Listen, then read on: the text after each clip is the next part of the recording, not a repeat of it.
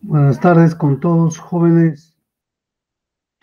Continuando con los problemas todavía pendientes de potencia eléctrica. Tenemos en el PAIN el siguiente problema,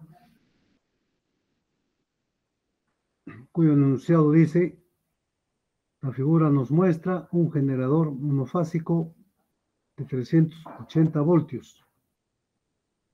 380 voltios con un ángulo de 0 grados. 60 Hz, que alimenta los motores, tanto M1 como también tenemos M2. Sus características del motor M1: opera 70% de su plena carga, tiene las siguientes características de placa: 30 HP, 220 voltios, 60 Hz, su factor de potencia de 0,8, su eficiencia 0,9.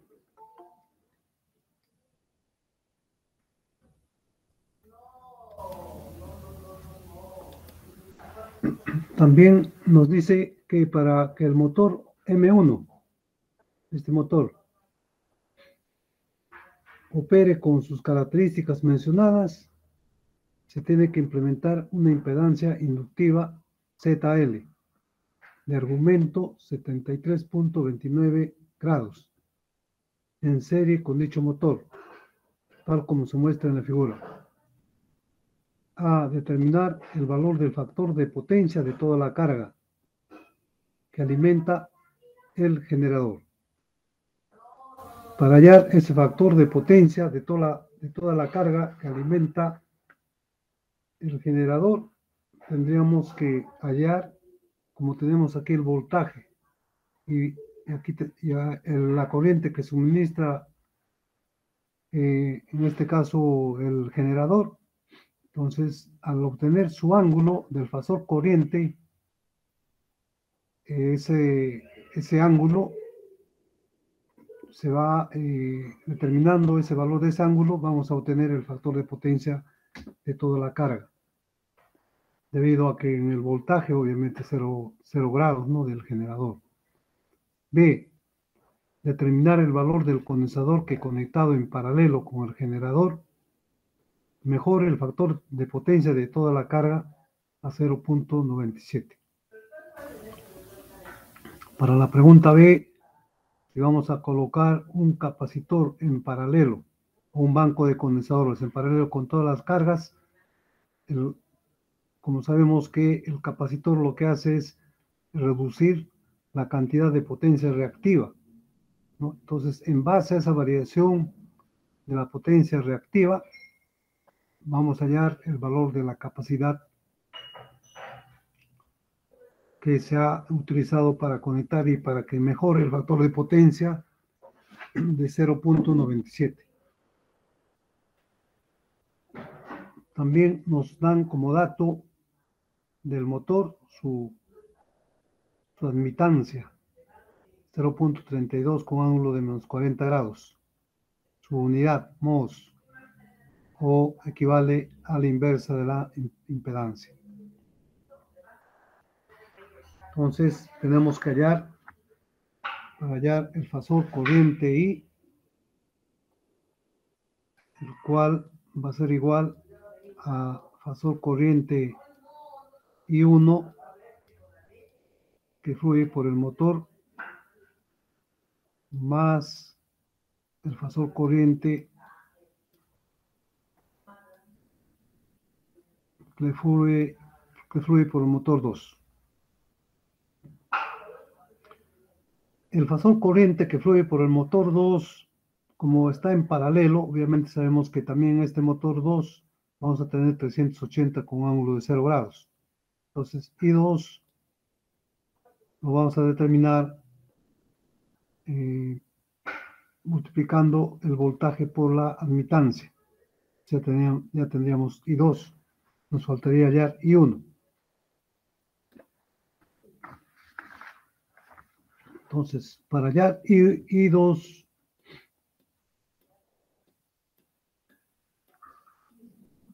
fasor corriente I2. Esto va a ser igual, sabemos que es voltaje sobre la impedancia, pero la inversa de la impedancia es la admitancia. Entonces, aquí vamos a tener I2. 380, el voltaje del generador, su ángulo 0 grados, el valor de la admitancia, que es 0.32 con un ángulo de menos 40 grados. Entonces tenemos I2.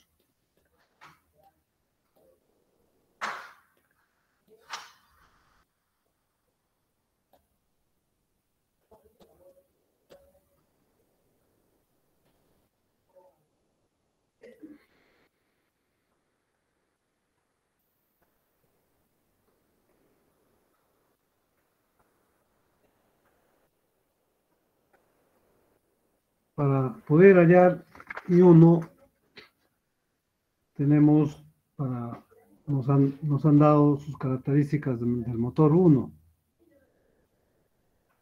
El motor 1 nos han dado que tiene una potencia de 30 HP. Nos dan también, trabaja con 220 voltios. Tiene una frecuencia de 60 Hz.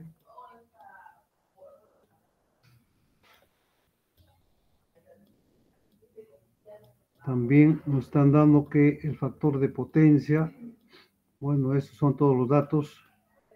¿Para qué? Para hallar la magnitud de su corriente. Esto es 0.8.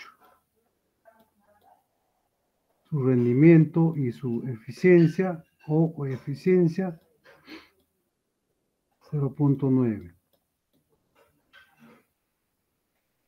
Tenemos que la potencia activa es igual voltaje corriente coseno. Coseno de phi es igual HP 30 por 746.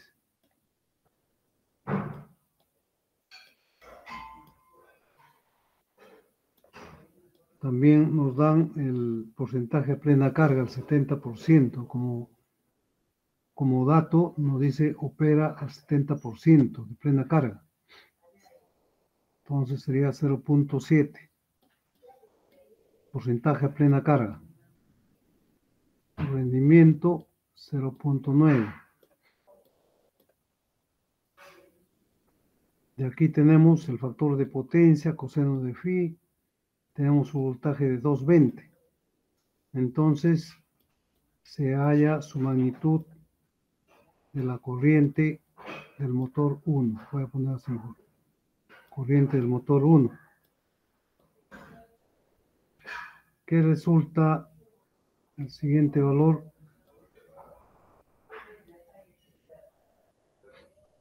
98,9 amperios.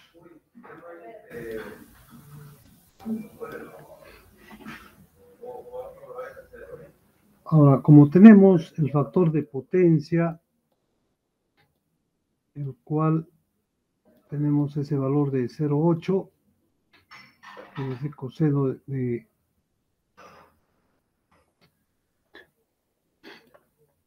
del ángulo para hallar el valor del ángulo.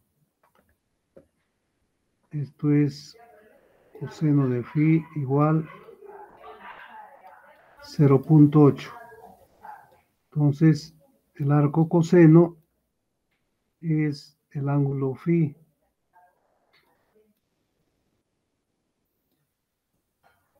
Que es 36,869 grados.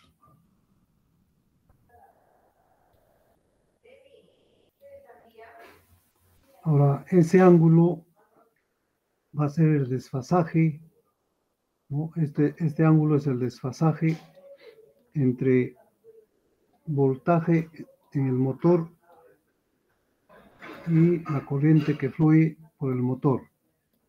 Ese es el ángulo de ese desfasaje. Este ángulo no es de la corriente, debido a que no tenemos aquí, solamente nos dice 220. No puedo suponer que esto sea 0 grados, no podemos suponer, nos están dando solamente que es 220. Por lo tanto, tenemos que hallar el ángulo del fasor corriente I1, pero ya tenemos ese ángulo de 36.869. Para esto vamos a trazar su diagrama fasorial de la siguiente manera. Sabemos que tenemos, ahorita voy a disminuir su, vamos a ver acá, ya que sea así. Ya, tenemos, esto va a ser el fasor tensión del generador, el cual tenemos 380, 0 grados. Con esa referencia, ¿no? Tenemos 0 grados. Ahora, ese voltaje del generador va a ser igual al voltaje de la impedancia más el voltaje del motor. Entonces, como entre voltaje de la impedancia, y la corriente, su desfasaje es 77.29, ¿no? Tanto la corriente con su voltaje. Quiere decir que vamos a tener ese desfasaje. Ahorita voy a indicar eso. Voy a indicar de la siguiente manera. Eso va a ser el Z, el voltaje Z, y su corriente que vamos a tener. Bueno, vamos a ver, ya eso que sea su corriente. Va a ser su corriente. Entonces tenemos voltaje de la impedancia y su corriente, el cual tenemos aquí esa corriente, I1, y su ángulo, el cual tenemos de ZL, el cual es 77.29. Voy a indicar que ese ángulo es 77.29.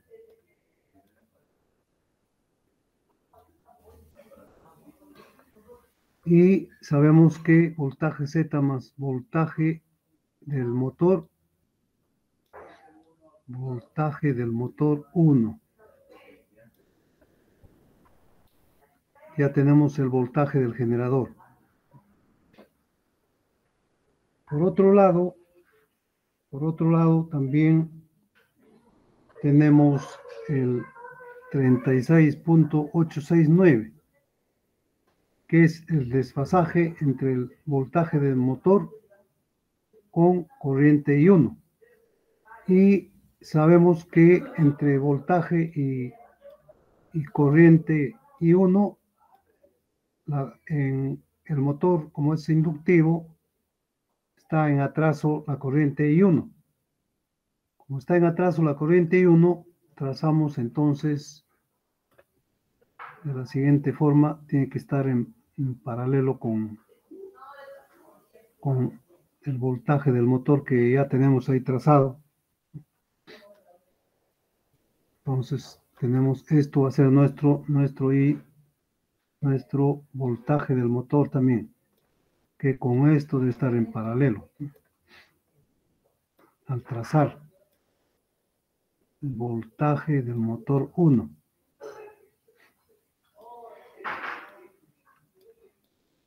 Entonces su ángulo, este ángulo es 36. 36.869. 869. Y se va a denominar al siguiente ángulo que tenemos aquí de la corriente I1, vamos a denominarle, bueno, cualquier que sea alfa ese ángulo,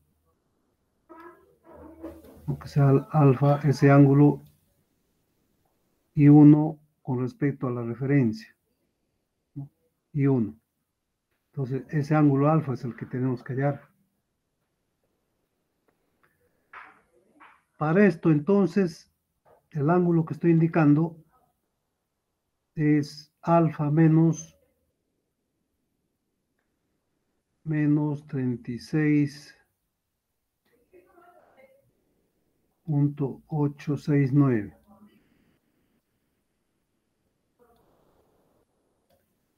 Como tenemos aquí en paralelo, va a ser también este ángulo, ¿no? Lo mismo, alfa menos 36.869.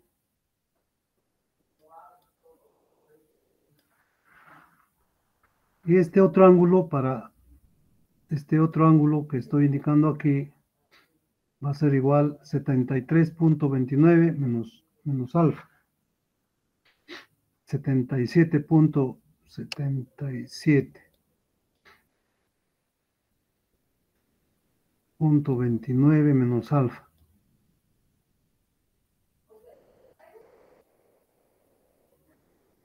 Entonces, en ese triángulo, si yo le denomino beta, para poder también aplicar en este caso ley de senos, ¿no? Entonces, sabemos que al sumar esos tres ángulos del triángulo,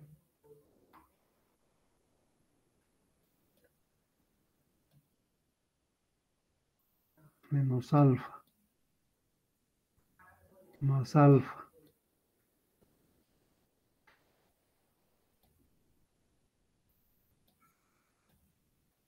ocho, seis, nueve,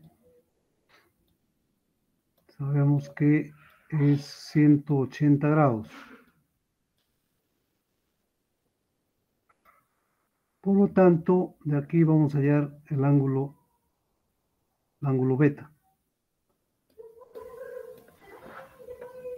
El ángulo beta 139.579.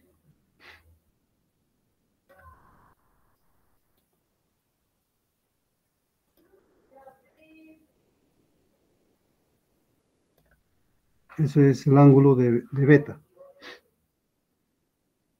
Como tenemos el ángulo de beta, al aplicar por la ley de senos, vamos a tener lo siguiente.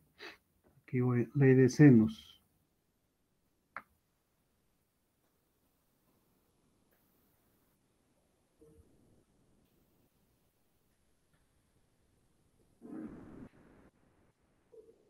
Para aplicar ley de senos, tenemos lo siguiente. Sabemos que su magnitud del voltaje del motor 1 es 220 voltios. Su magnitud del voltaje del generador tenemos 380.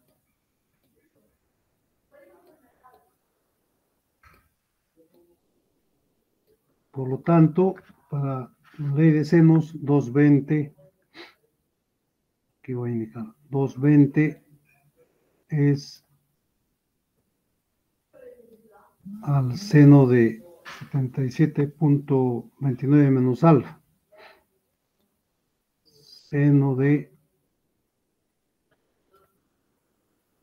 77.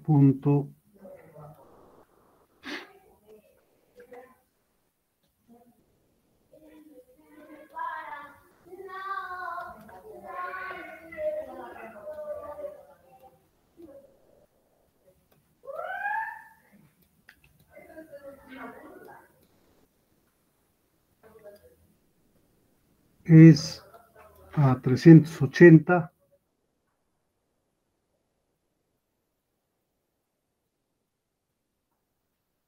seno de beta, el cual es 139.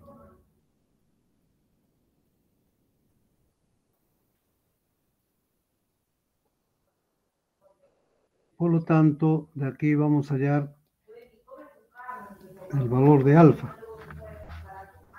¿no? El valor de alfa que viene a ser el ángulo de la corriente I1. 55.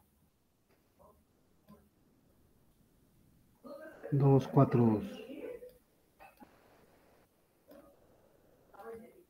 Entonces ya tendríamos ya el fasor corriente I1.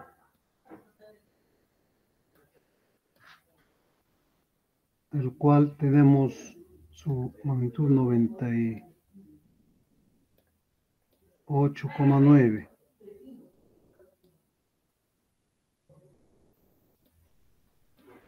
Como está en atraso,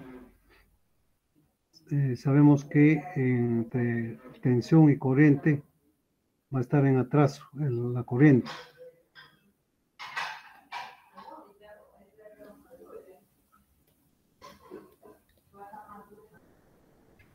5.242.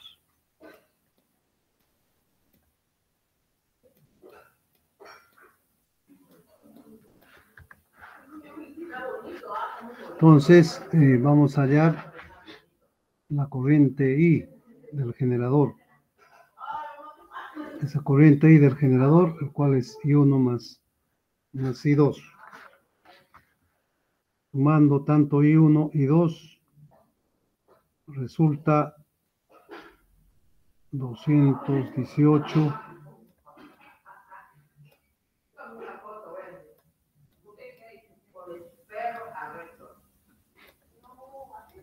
572.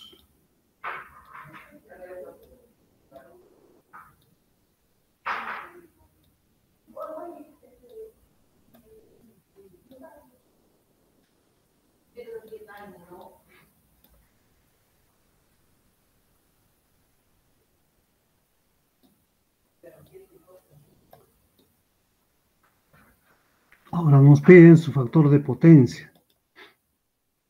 Para hallar su factor de potencia,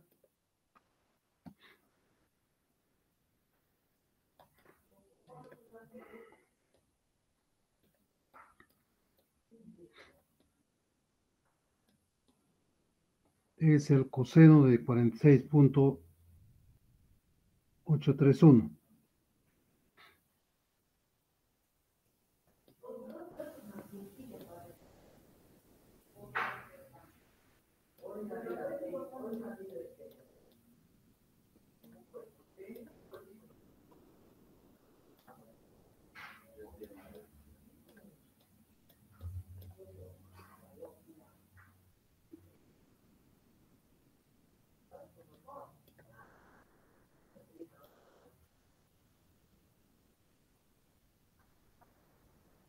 .684.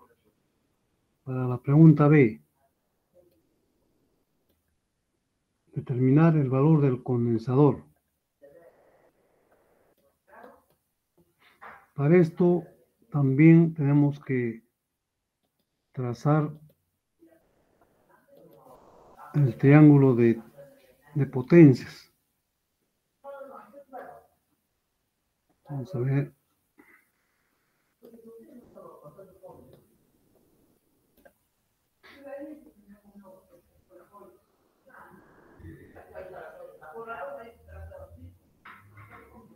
Ya, así.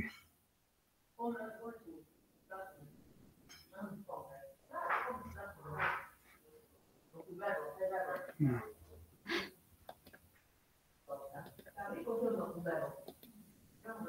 Vamos a ver. Esto tenemos que hallar la variación de la potencia reactiva. Para esto tenemos que la potencia aparente es voltaje por corriente. Tenemos voltaje 220 voltios, no 380 el generador. Tenemos 380 el generador y tenemos su corriente, el cual tenemos aquí de 218,532. Multiplicando, vamos a tener el siguiente valor que voy a indicar.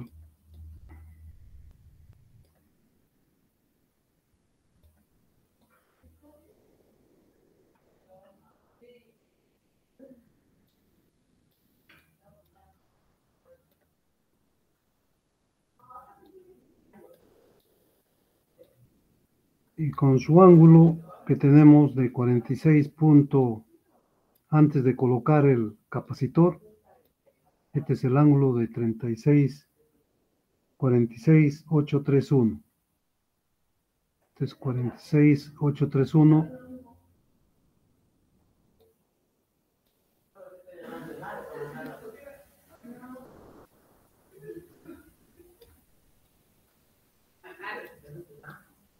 La potencia aparente por el coseno de 46,8131 es la potencia activa.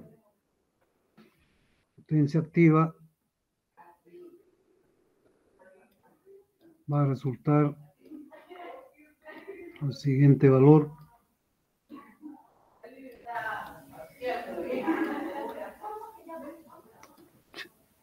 Entonces,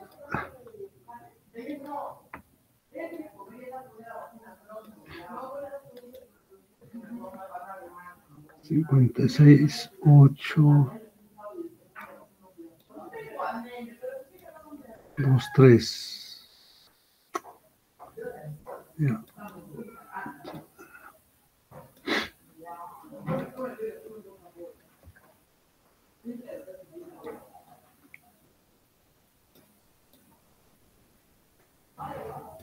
Y con la fórmula vamos a hallar la variación de la potencia reactiva. Antes de esto, con el dato que tenemos, nos están dando como dato para poder determinar el condensador conectado en paralelo con el mejore, ¿no? Para mejorar el factor de potencia de toda la carga, el cual es 0,97. Entonces, este ángulo que voy a indicar es el ángulo para mejorar. Entonces, ese ángulo va a ser el arco coseno 0,97.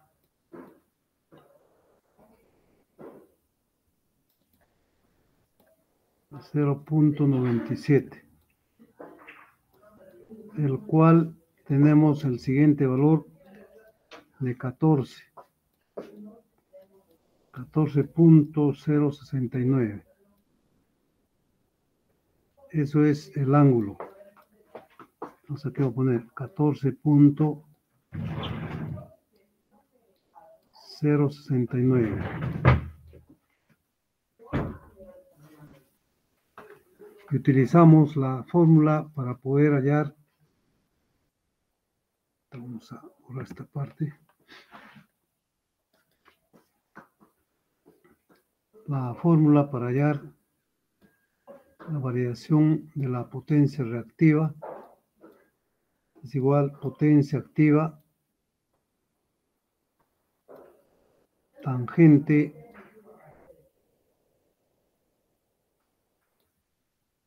menos tangente el ángulo de corrección.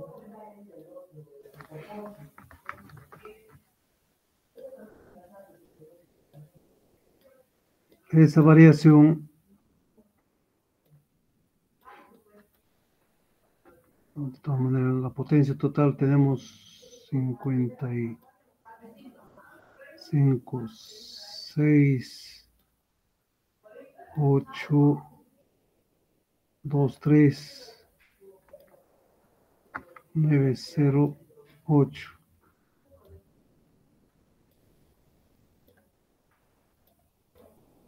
Tangente 46, 8, 3, 1.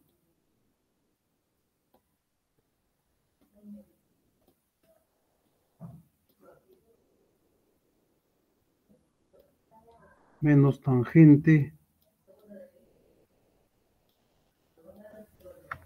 14, 0, 69.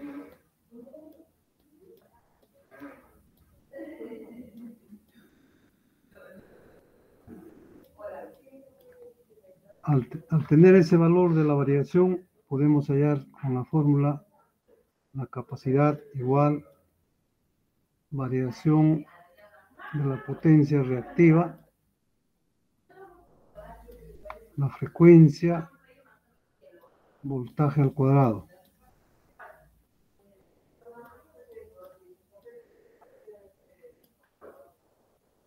La frecuencia es 60 Hz, 2 pi por F, 377.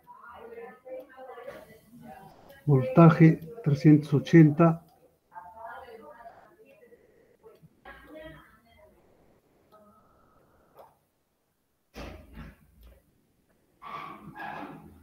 La variación de la potencia del giro.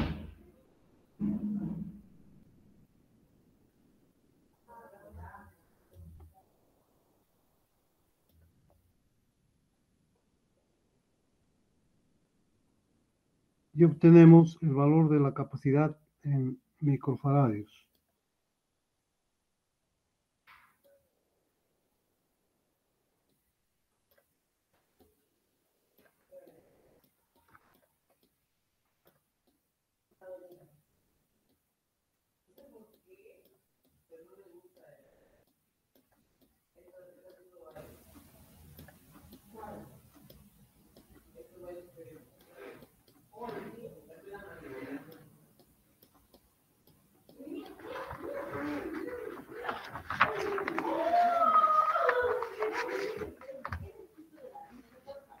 Si hubiera alguna duda, alguna pregunta, pueden hacerlo antes de resolver otro problema.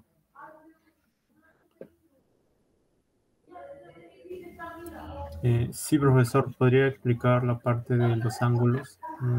No, como no. El ángulo de acá, de esta parte, o no, del otro triángulo, del de negro, aquí. ¿no? Sí. Ya. Para trazar el diagrama fasorial, el cual nos muestra en la figura, como tenemos el voltaje del generador de 380 con ángulo de 0 grados, ¿no? Ya tenemos aquí ese valor de 380 con ángulo de 0 grados. ¿Pero a qué es igual ese voltaje fasor? Es igual al voltaje fasor que tenemos que de la impedancia Z más el voltaje fasor del motor 1.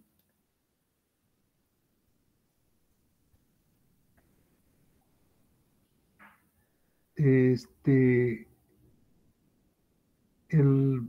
voltaje fasor, si observamos aquí el voltaje de la tensión Z con la corriente I1, su ángulo es 77,29. Entonces, trazo el fasor tensión Z y la corriente I1 y su respectivo ángulo que tenemos aquí de 77,29, ¿no? O sea, hay un desfasaje entre tensión en la impedancia Z y la corriente I1. Por otro lado, como tenemos ya ese voltaje, estoy trazando el voltaje fasor del motor 1. Entonces ya tenemos ya el resultado que tenemos el voltaje del generador. Ahora, comparado con el motor. En el motor 1, la corriente I1 con o sea, el voltaje del motor 1 y la corriente que fluye por el motor 1, tenemos un desfasaje, ¿no? Pero ¿cuál es ese desfasaje? Ese desfasaje es el ángulo que tenemos aquí del factor de potencia. El factor de potencia, el cual tenemos ese valor de 0,8, es, su ángulo es 36,869. 36,869.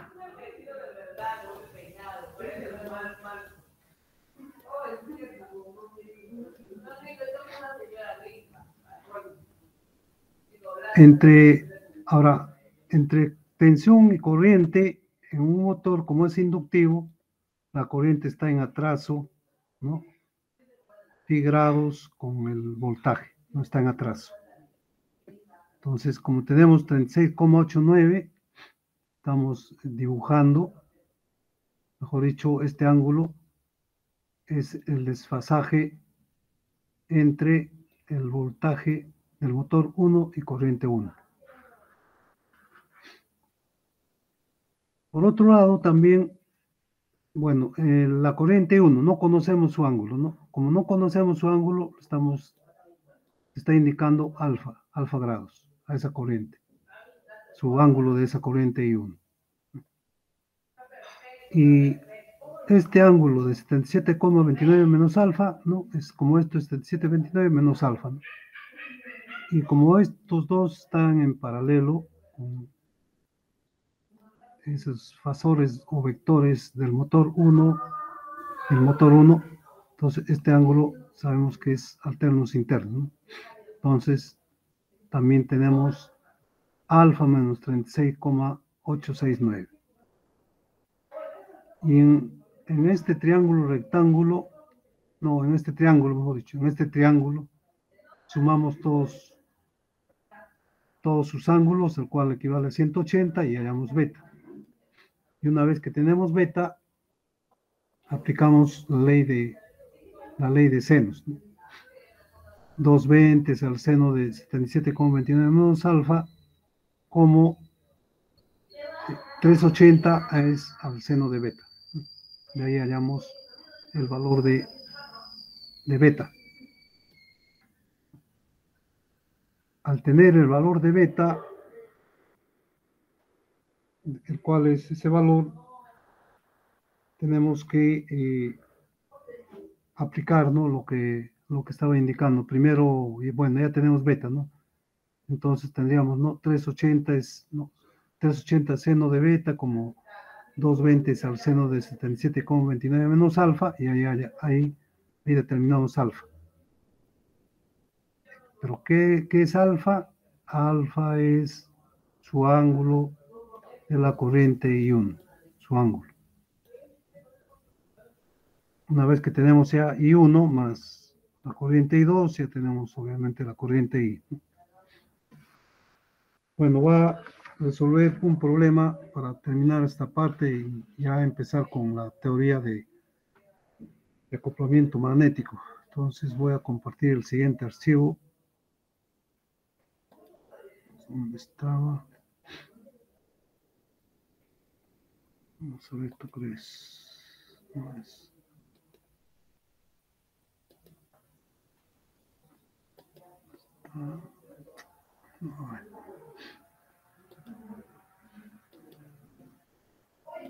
Vamos a ver. ¿Dónde estaba? Problema de corriente alterna.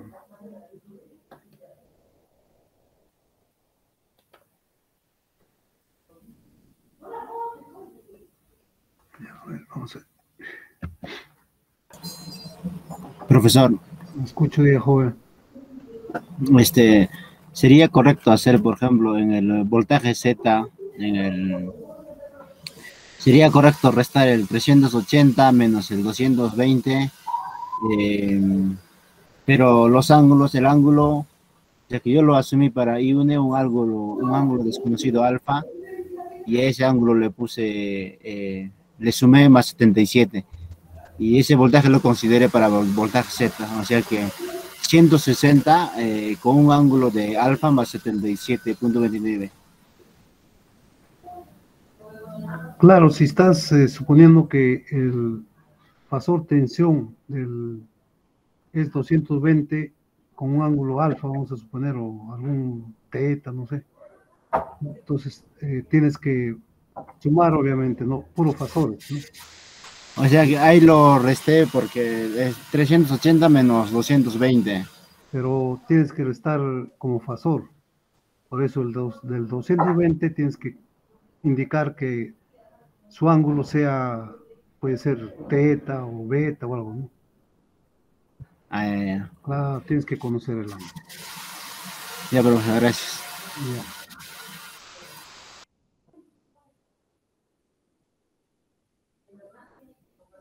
Vamos a ver este último problema.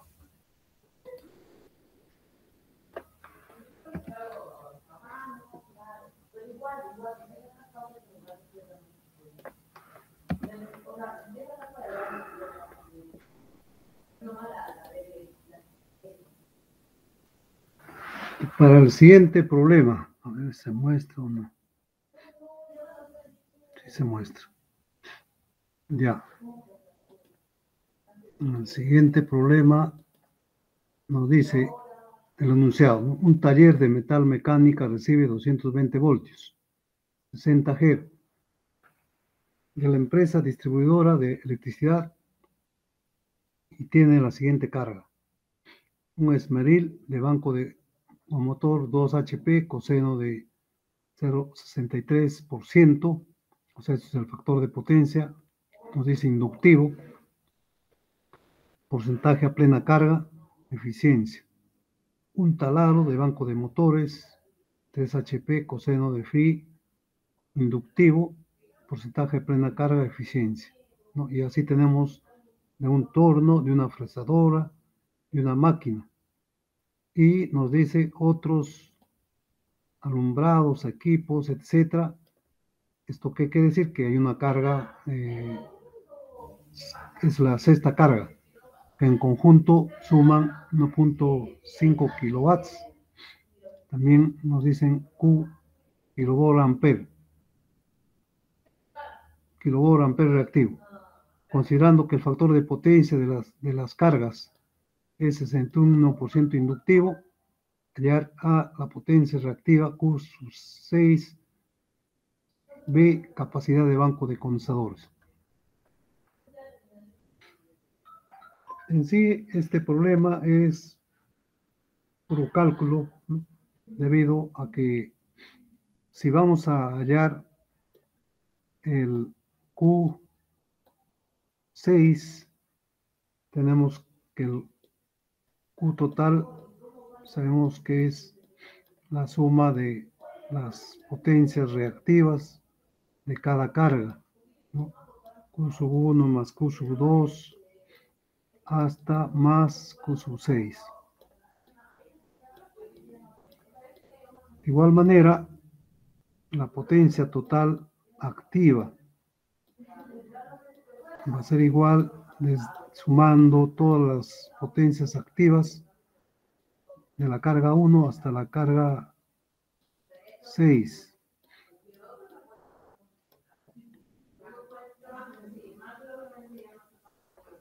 Y el ángulo, en el caso, nos está diciendo que, considerando que el factor de potencia de las cargas es 61%, quiere decir que si tenemos, voy a indicar acá, Ese ángulo es el arco coseno. Es el arco coseno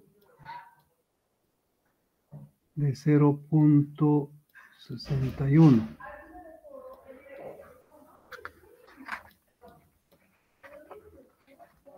$52.41.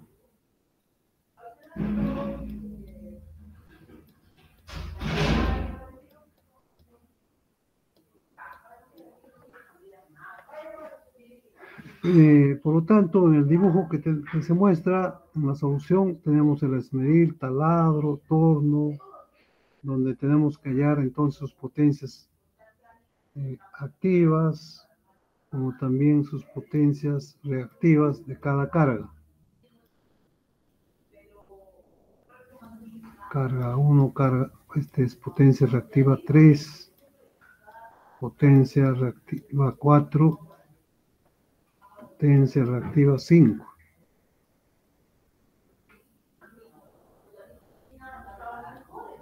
Y la potencia reactiva 6 es el que nos indica Q.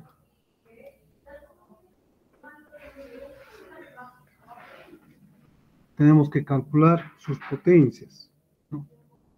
De la carga esmeril con esas características.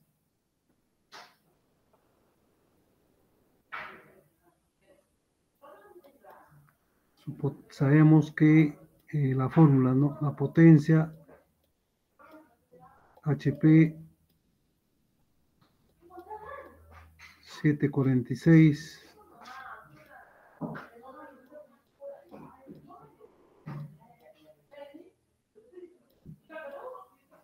porcentaje a plena carga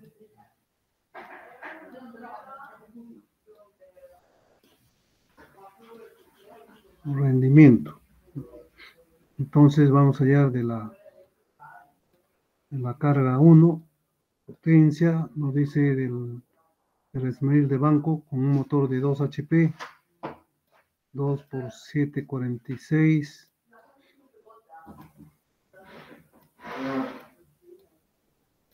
porcentaje a plena carga 90% o 0,9, su rendimiento 95%, 0.95.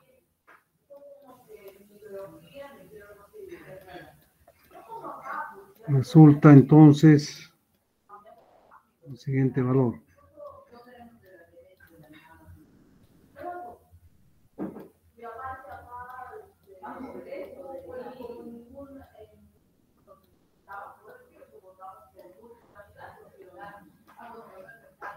Como tenemos su factor de potencia, nos dice factor de potencia o el coseno de 65. Entonces Q1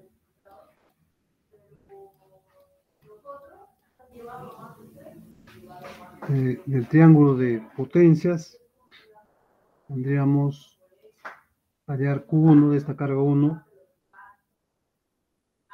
tangente de su ángulo 1, el cual es arco coseno de 0.65. Esto resulta el siguiente valor.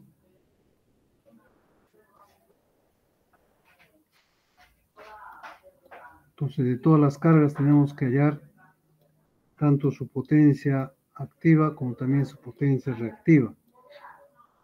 Y hay que tener en cuenta también cuando se trata de si es inductivo o es capacitivo.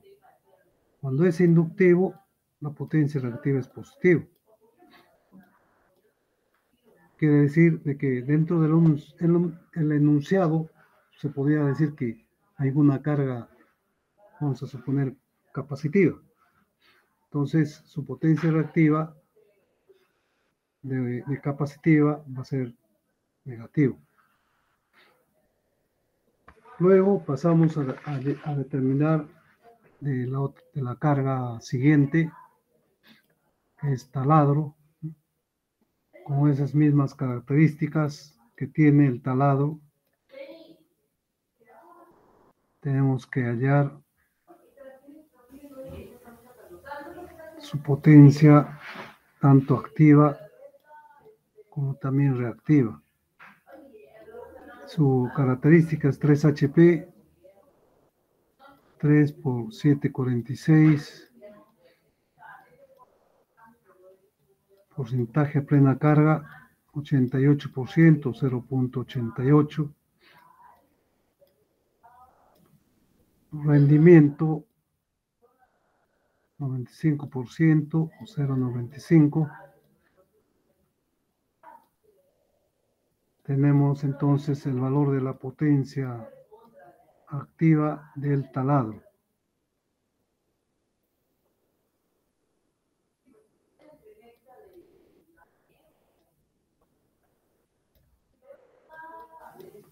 Y también para hallar potencia reactiva, potencia activa por tangente. Su ángulo es el arco coseno de 0.75. Arco coseno de 0.75, el cual es 41.409. Entonces resulta el siguiente valor, 1828. También nos dice inductivo.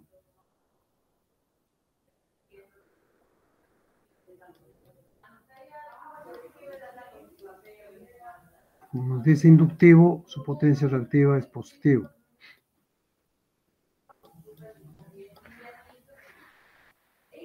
Luego pasamos a hallar de la tercera carga, el cual es torno.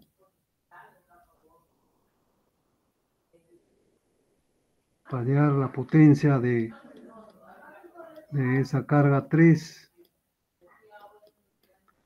dentro de sus características nos dice el motor tiene 2.2 HP. De igual manera, para convertir a watts, multiplicamos 746.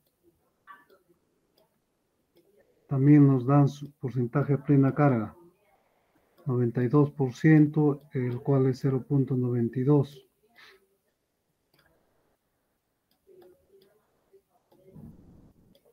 Y 90% de rendimiento, 0.9. Tendríamos el valor de la potencia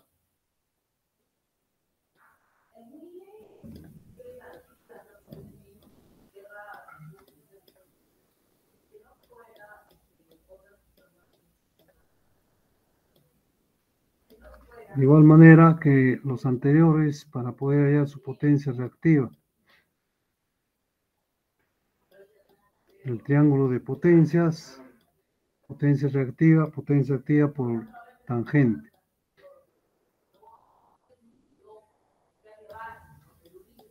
Entonces tendríamos también su potencia reactiva del torno,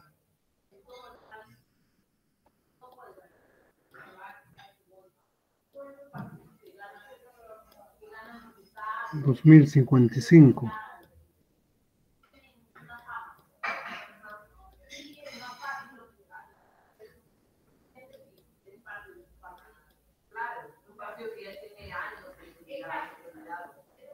Pasamos a la cuarta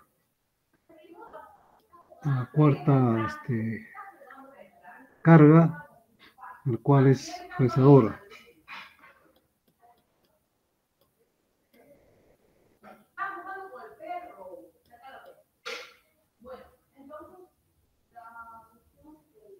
De sus características hallamos su potencia activa. Dentro de sus características es 5 HP. Tenemos que convertir a watts.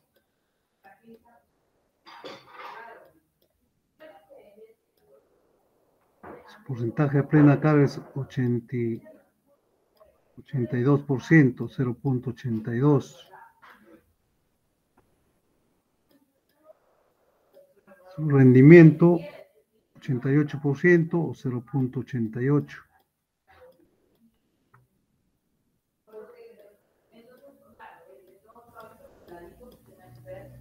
Tenemos el siguiente valor de esta potencia activa. Y luego determinamos su potencia reactiva.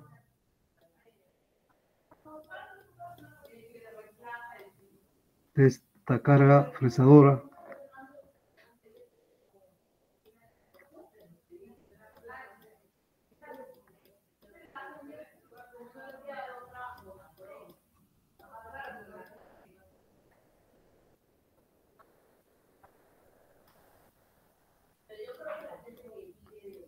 Y luego vamos a hallar de la siguiente carga, de la cuarta carga de la quinta. 2, 2, 2, 2, 4.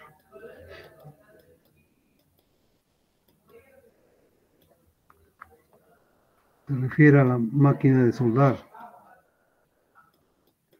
Máquina de soldar.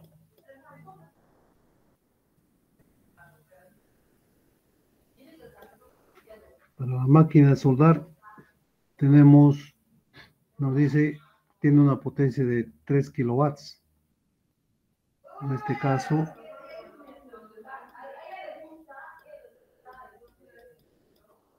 también 3 kilowatts, 3000 watts. Nos dice que tiene, trabaja a plena carga, ¿no? 65%. Entonces aquí aplicamos a plena carga 0.65. Eficiencia es 100%, ¿no? Entonces es 1. Entonces ya tendríamos esa potencia de la máquina de soldar. 1950.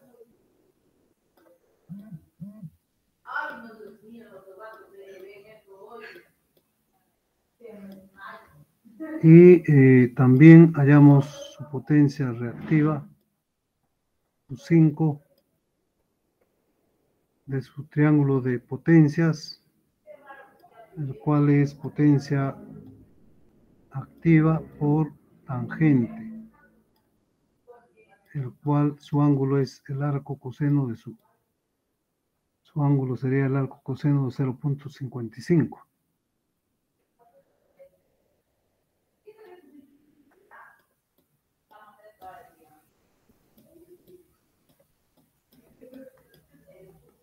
El siguiente valor, 2.960.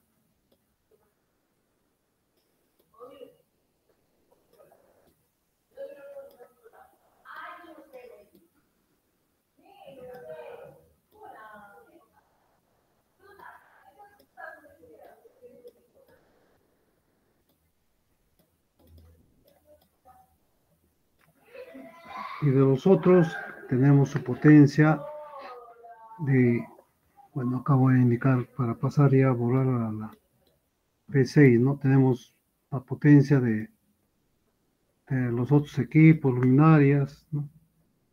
Tenemos la potencia de 1500 watts. Y no tenemos su potencia reactiva, ¿no? El Q6. Esto falta, ¿no? Falta determinar. Entonces, como ya se ha calculado todas las potencias de cada carga, entonces vamos a sumar la potencia activa total, ¿no? Para hallar la potencia activa total. Sumamos potencia de la carga 1, potencia activa de la carga 2, más potencia activa de la carga 3,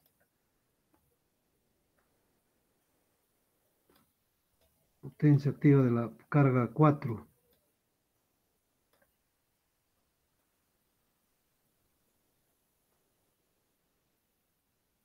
5 y potencia activa de la carga 6.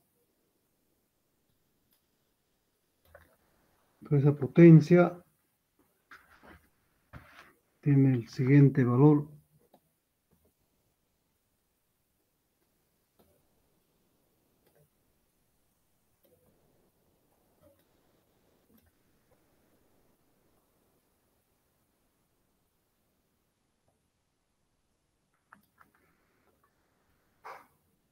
Y del triángulo de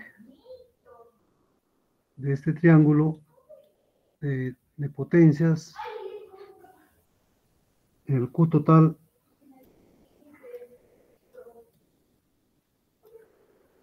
es igual potencia total activa por la tangente. Tangente de 52,41.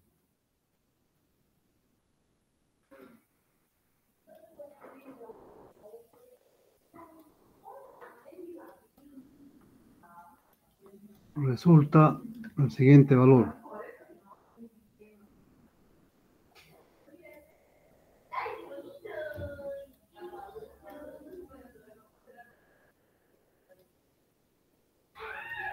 Nueve 24.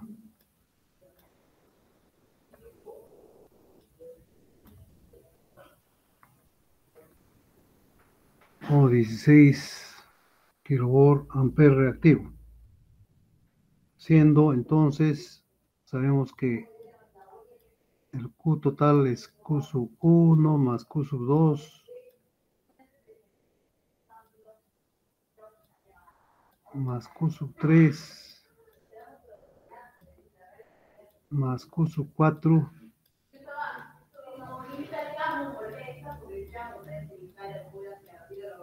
Q sub 5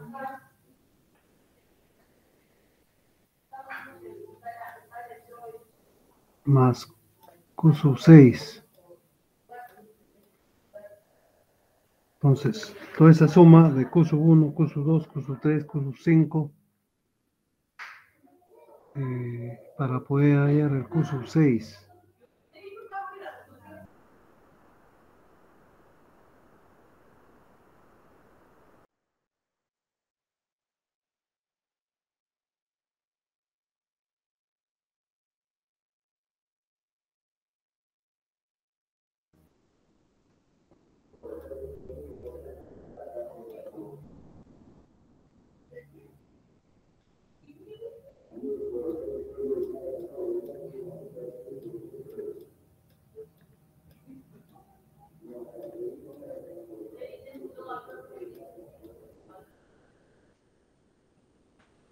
Eso es de la pregunta A.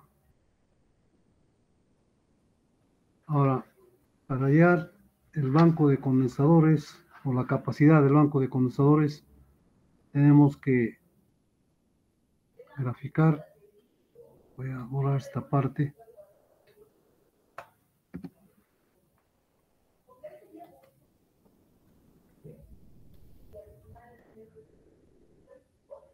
Triángulo de potencias.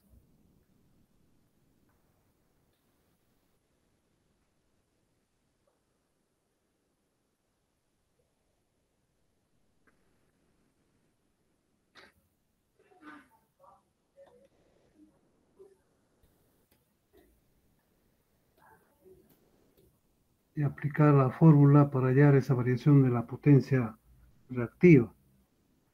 Tenemos potencia activa total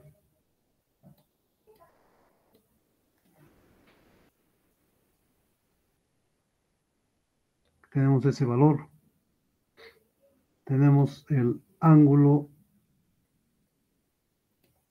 antes de conectar el banco de condensadores,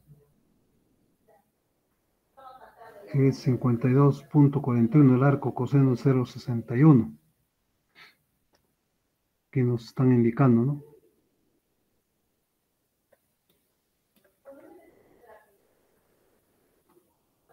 52 esto.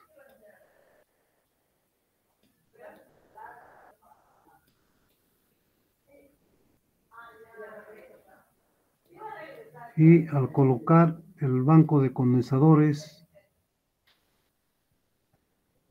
para corregir con el coseno de 0,95, esto es el ángulo que es el arco coseno de 0,95. 18.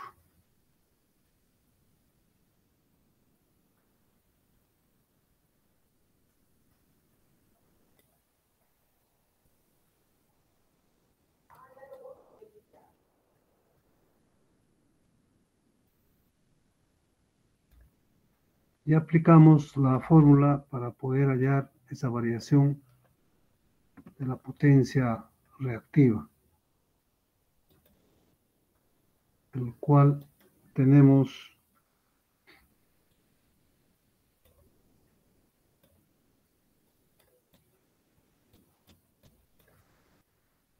potencia activa total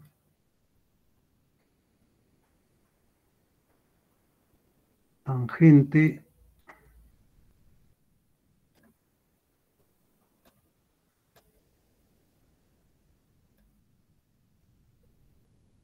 menos tangente del ángulo con corrección o al colocar los capacitores, y esto debe ser igual al despejar ya la capacidad, ¿no? Variación de Q,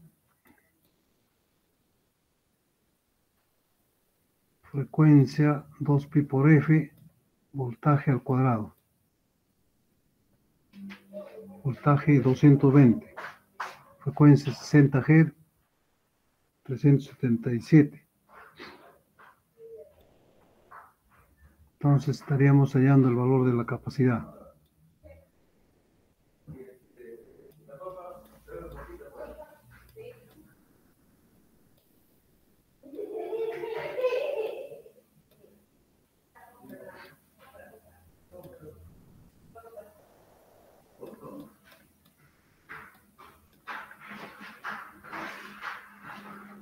Bien, entonces con esto se está terminando todo esto, lo que es corriente alterna, monofásico.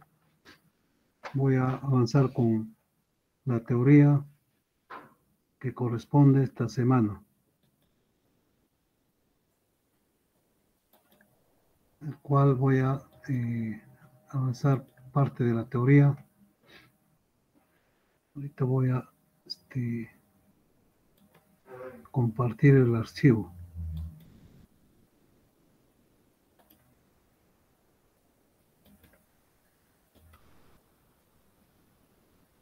Esto es, creo, sí, semana 11-12.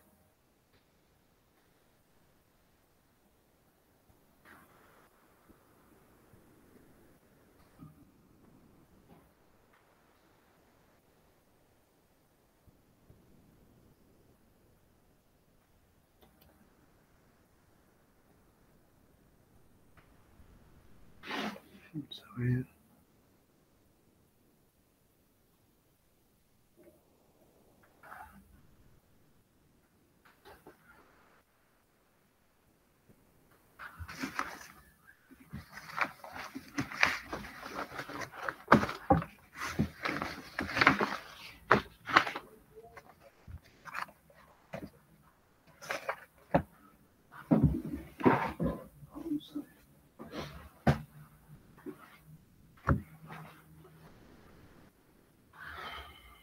Bien, voy a avanzar con la teoría de circuitos acoplados magnéticamente. En sí, estos circuitos acoplados magnéticamente vienen a ser circuitos donde circulan corrientes debido al acoplamiento magnético existente entre dos o más bobinas. Vamos a ver los siguientes temas: circuitos acoplados magnéticamente, inductancia mutua, coeficiente del acoplamiento magnético, transformador ideal, relaciones fundamentales de un transformador ideal como adaptador de impedancias, análisis de circuitos con bobinas acopladas magnéticamente, la inductancia mutua, criterio del punto, reglas de punto, problemas. Todos estos temas, lo que vamos a ver es casualmente, como ya sabemos que una bobina, ¿no? Una bobina, al circular una corriente, produce un campo magnético. Entonces, si tenemos dos bobinas cercas, va a existir un acoplamiento magnético, va a existir entre ellos, en esas dos bobinas. Ya sea que puede estar conectado, ¿no?, eléctricamente o no, dependiendo de tan cerca como esté la bobina. Asimismo, una de las aplicaciones es casualmente para el transformador, ¿no? El transformador como elemento eléctrico va a transferir su energía por medio del acoplamiento magnético. Ahora, en cuanto a lo que nos dice regla de puntos nos dice, casualmente la regla de puntos se refiere debido a que si tenemos su símbolo del transformador con su arrollamiento, ¿no? Entonces, para realizar el análisis teórico, tenemos que dibujar su circuito equivalente. Tenemos que colocar, ¿por qué colocamos el punto? No hay una regla. Va a depender del flujo magnético, del sentido del flujo magnético. Va a depender de eso. Dice acerca de la definición de circuitos acoplados magnéticamente. Son circuitos donde circulan corrientes debido al acoplamiento magnético existente entre dos o más bobinas que se encuentran cerca, las cuales pueden estar o no estar conectadas eléctricamente. Aplicación: transformadores de audio.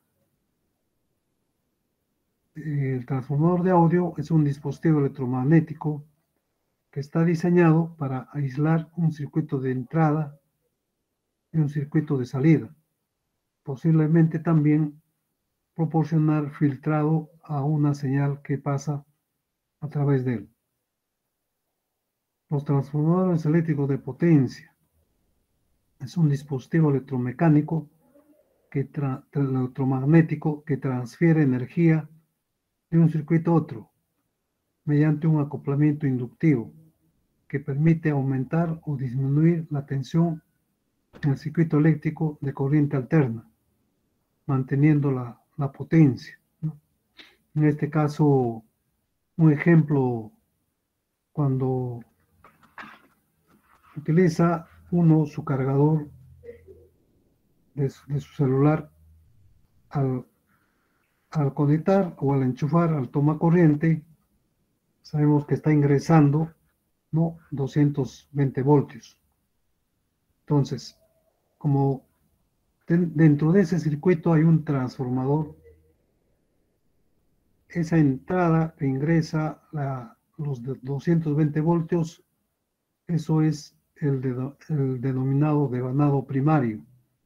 El de la salida, ya para alimentar a los otros circuitos, que va a ser un valor menor, en este caso el transformador es reductor, ¿no?, se denomina devanado secundario, tal como también podemos observar en este circuito. En este circuito, este símbolo, que tenemos dos arrollamientos, ¿no?, eso es el símbolo del transformador. Entonces tenemos la entrada B1, que viene a ser devanado primario, y el otro, el cual resulta B2 en esos extremos, es el devanado secundario. Entonces tiene voltaje primario, voltaje secundario, ¿no?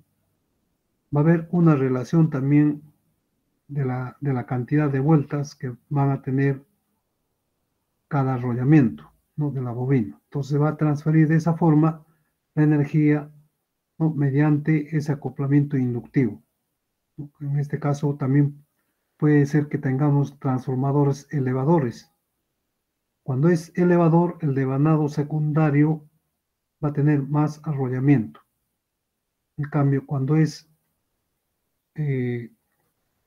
cuando queremos disminuir el voltaje del secundario, vamos a suponer aquí voltaje 2, su relevamiento va a ser menor, ¿no?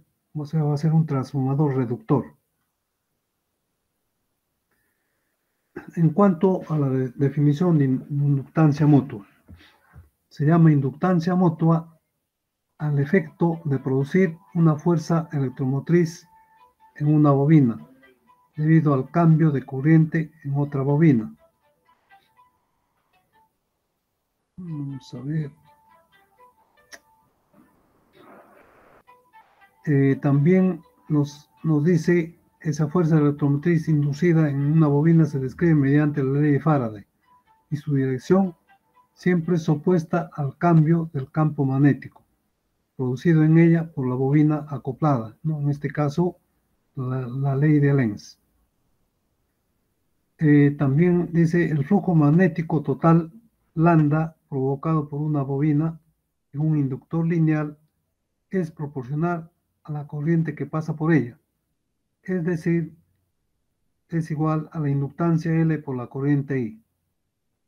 Según la ley de Faraday, la tensión entre los extremos del inductor es igual a la derivada respecto al tiempo del flujo total. Por lo tanto, el voltaje en la inductancia es igual a la derivada, ¿no?, del flujo total lambda con respecto al tiempo, el cual tenemos la inductancia L o coeficiente de L por la derivada de la corriente con respecto al tiempo. Y L se denomina coeficiente de autoinducción de la bobina, ¿no?, el cual está, cuya unidad es el Henry. Si tenemos una sola bobina, los cuales se le está aplicando un voltaje, la corriente al fluir, obviamente, se produce un flujo magnético, ¿no? Crea un flujo magnético esta inductancia L. Supongamos que tenemos la bobina 1, ¿no? Tenemos una bobina 1 con relación con N1, con N1 de vueltas, por la que circula una corriente I, que varía con el tiempo, estableciéndose un flujo magnético, flujo 1,1, el cual es cerca de la bobina 1, tenemos la bobina 2. Una parte del flujo atraviesa también a la bobina 2, y lo expresamos como flujo 1,2. Esto quiere decir que el flujo de la bobina 1 que atraviesa a la bobina 2. La tensión inducida en la bobina 2 viene dado por la ley de Faraday. Entonces, aquí lo que estamos observando, se está produciendo una inducción magnética, ¿no?, debido al flujo, debido obviamente a la corriente I1 que fluye por esa bobina 1.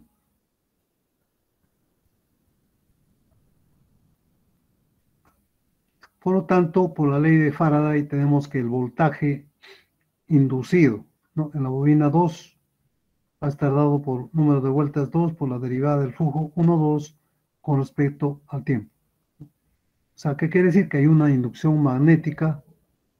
Es por ello que vamos a tener el voltaje inducido, ¿no?, en la bobina 2.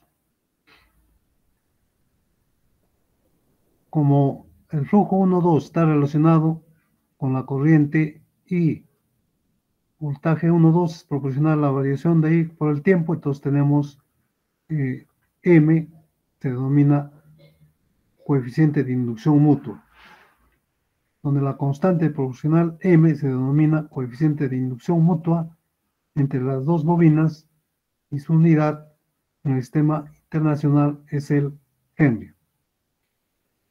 El flujo de acoplamiento depende de la separación y orientación de los ejes de la bobina y de la permeabilidad magnética del medio donde se encuentran dichas bobinas. También vamos a tener un parámetro denominado coeficiente de acoplamiento magnético. El coeficiente de acoplamiento magnético, que viene a ser la relación de los flujos, que tiene que ver también para poder hallar la reactancia mutua.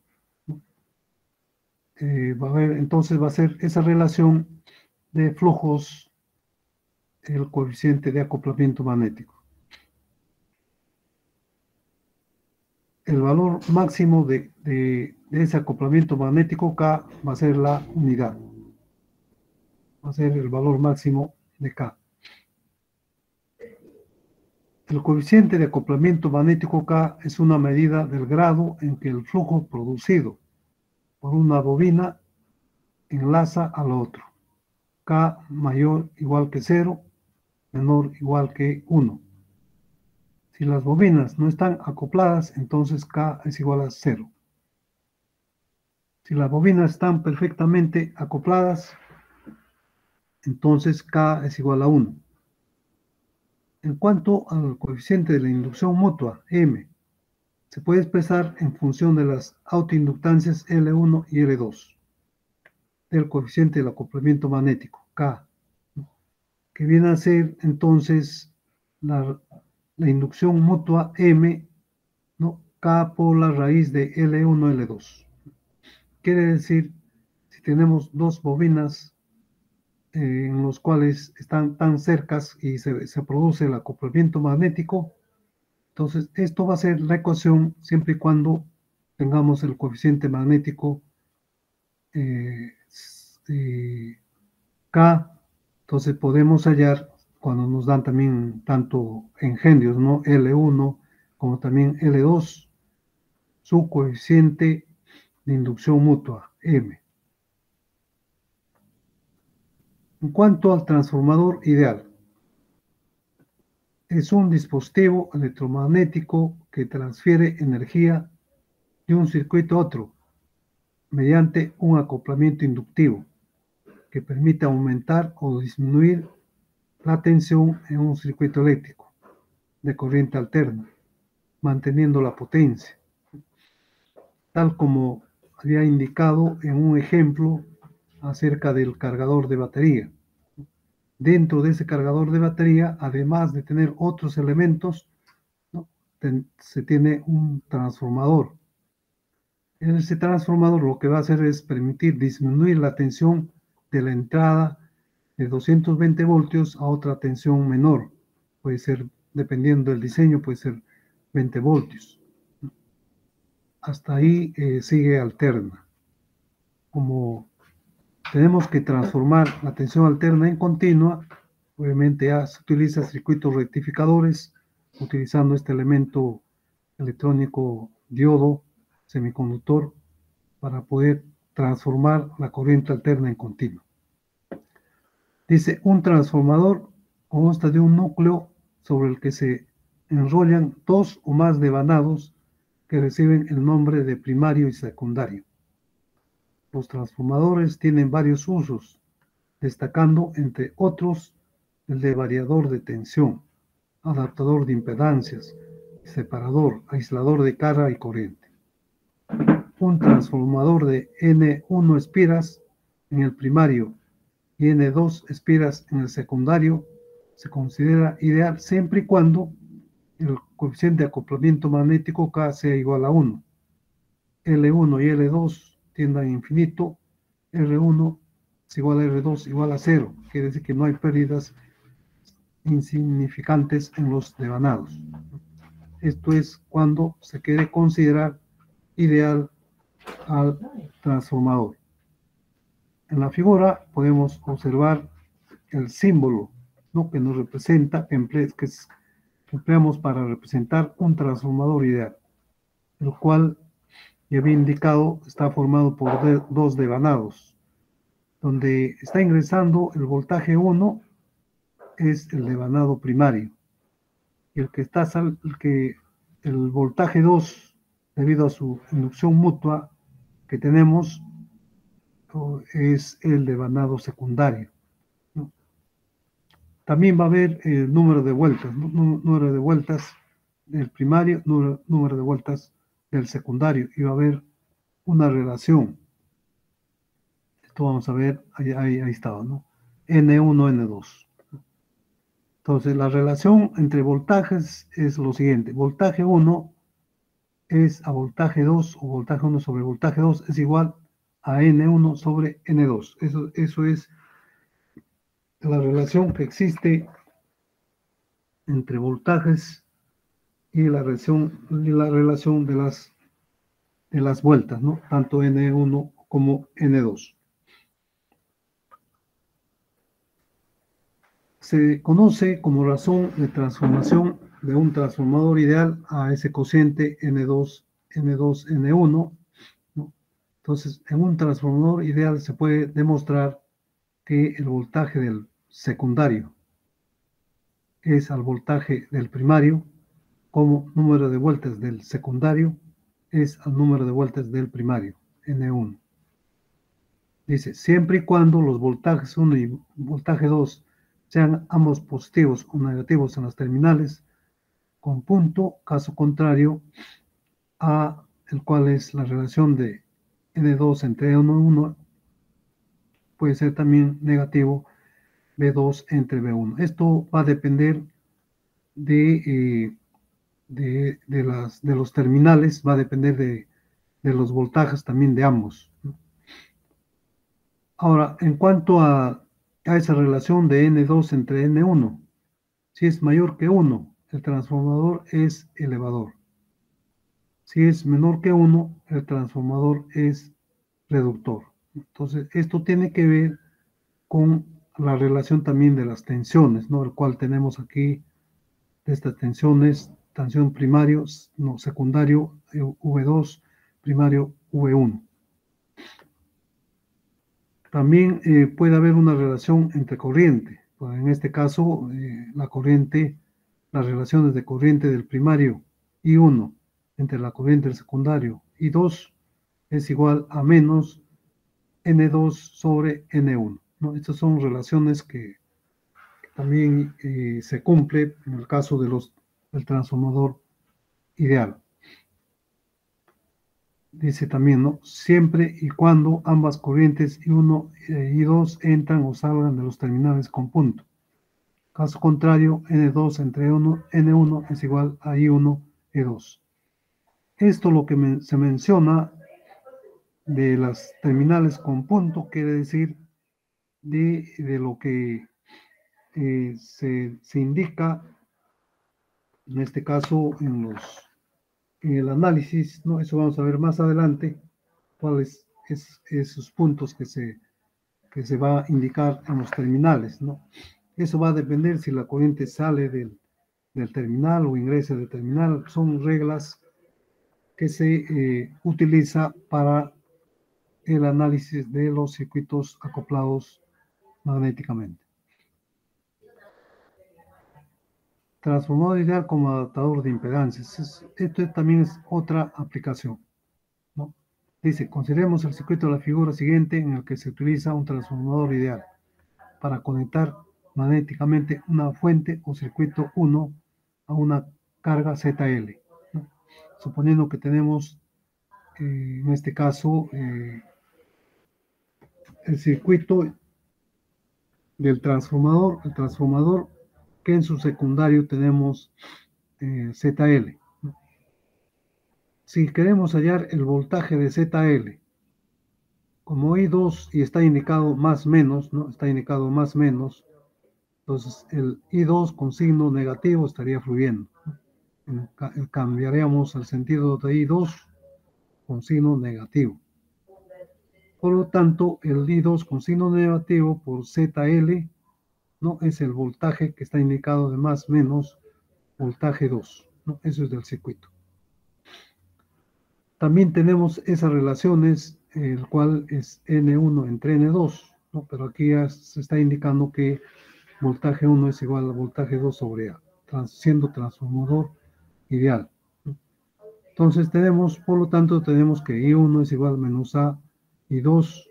¿Para qué se realiza esto? Para poder calcular la impedancia, del cual va a haber una relación también del circuito conectado en la fuente.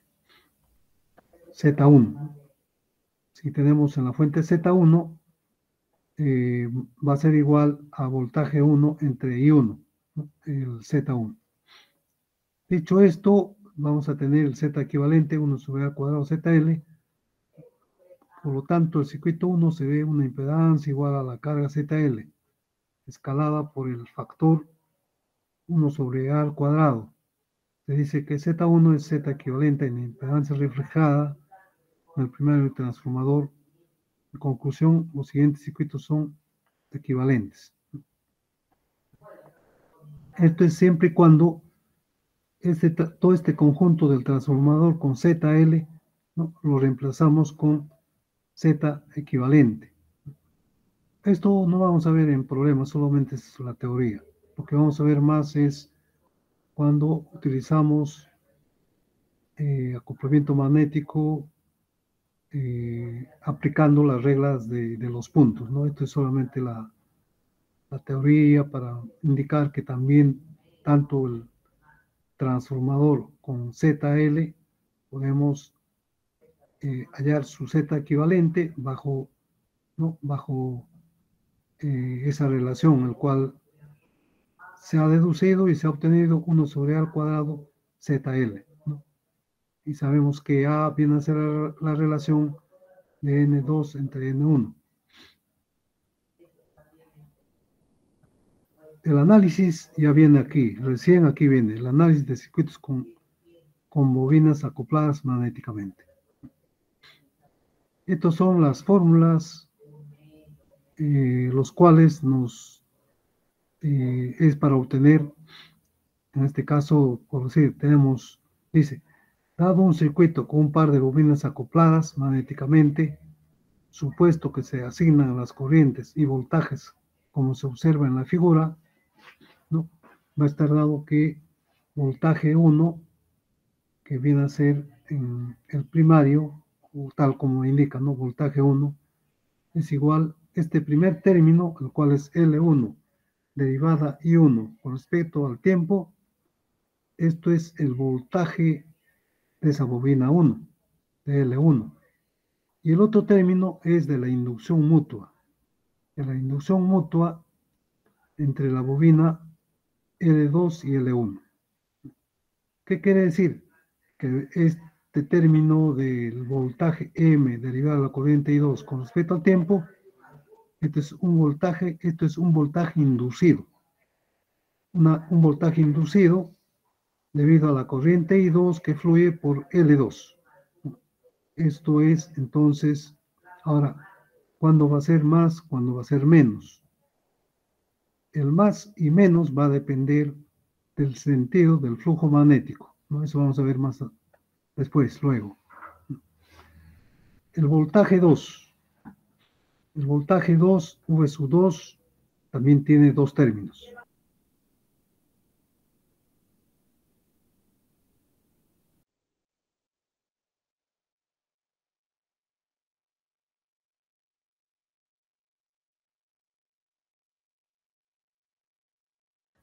Y el siguiente término viene a ser, este término es la inducción mutua, el voltaje inducido, ¿no?, el voltaje inducido debido a la inducción mutua que provoca la corriente I2, ¿no?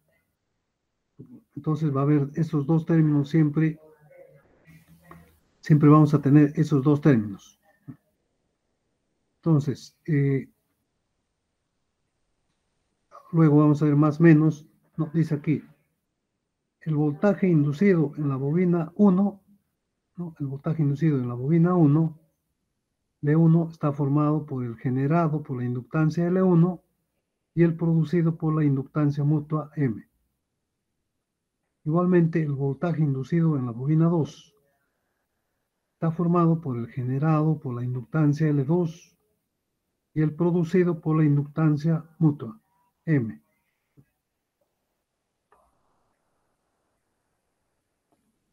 En cuanto a los signos, el signo de las tensiones debido a la inductancia mutua dependerá de si los flujos magnéticos producidos por ambas bobinas se suman o se restan. Ahora, ¿cómo voy a obtener esa dirección del flujo, de ese flujo magnético? Aplicando la regla de la mano derecha.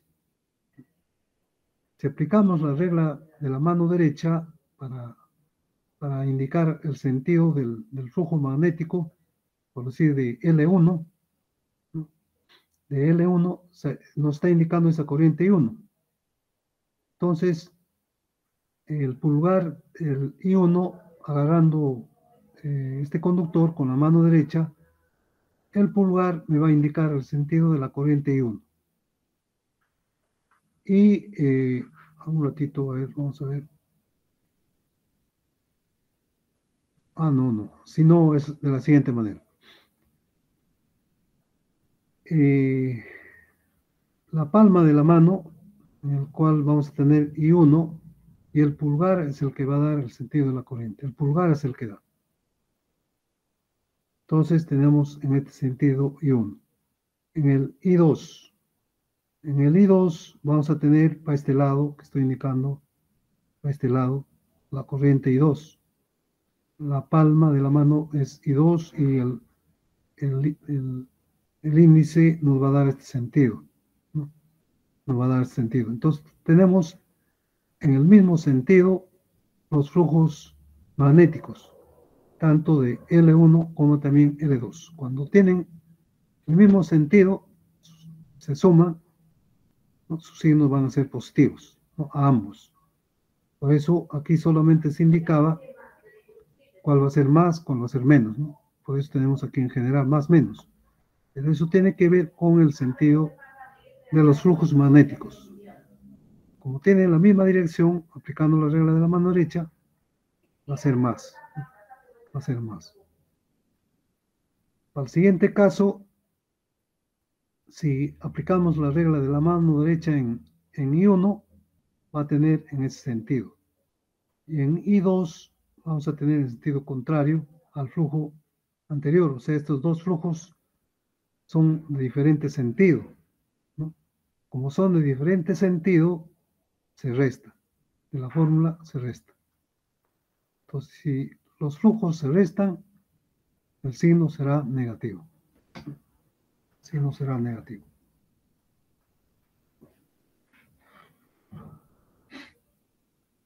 Entonces dice, el sentido de los flujos magnéticos se obtiene utilizando la regla de la mano derecha.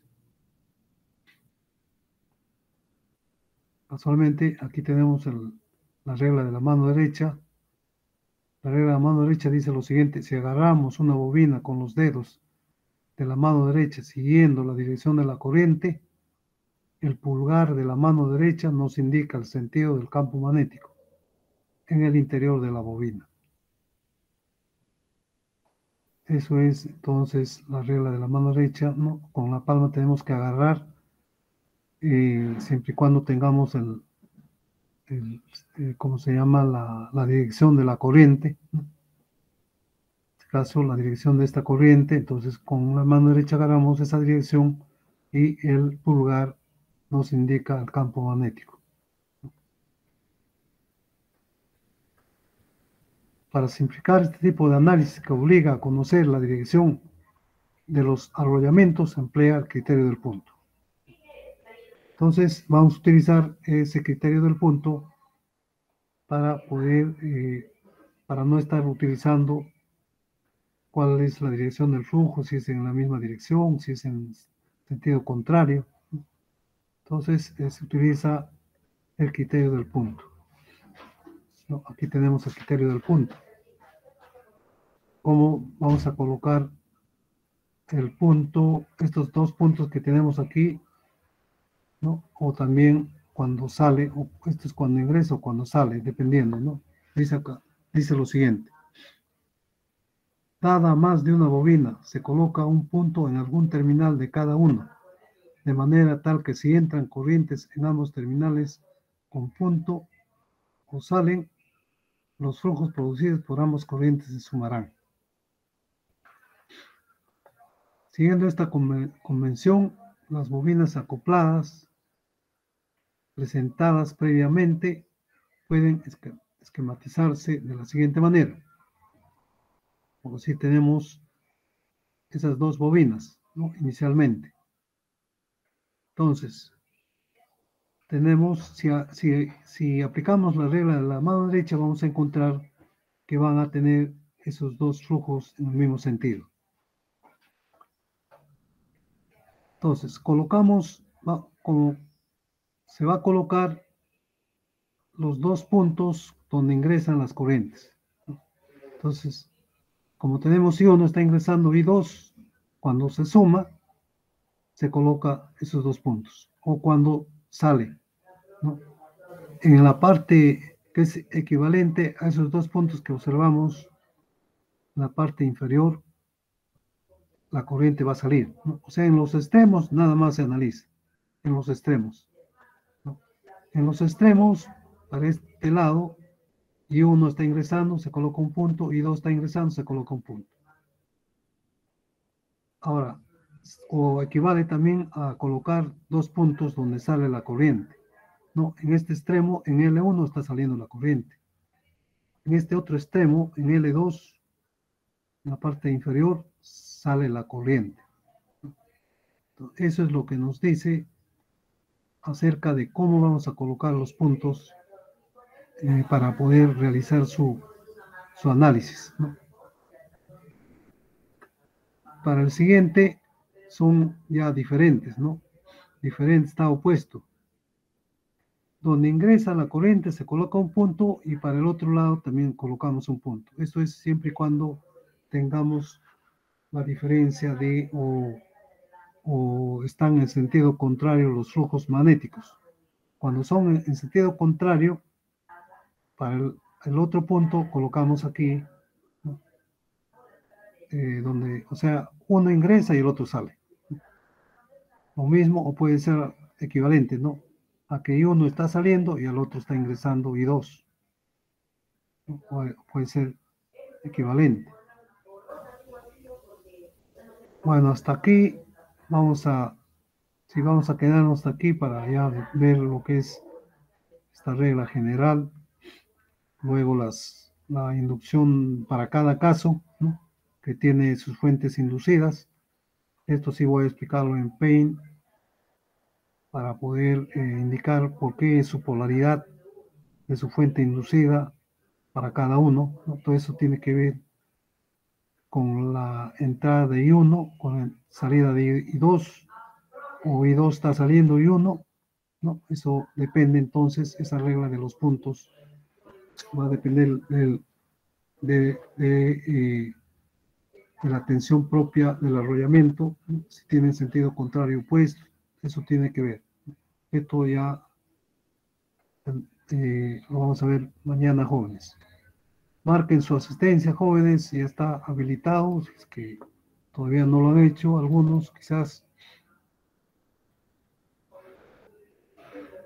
Y como habíamos quedado, ya pues la práctica calificada va a ser ya la siguiente semana.